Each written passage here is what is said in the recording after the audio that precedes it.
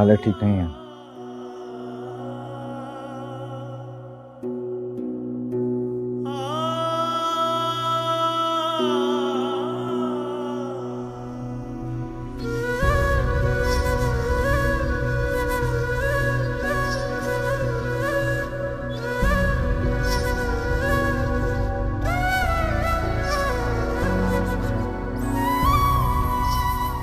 तो सनी मिन्नत करनी है बीबी से, हाथ जोड़नी है, तरस खाओ,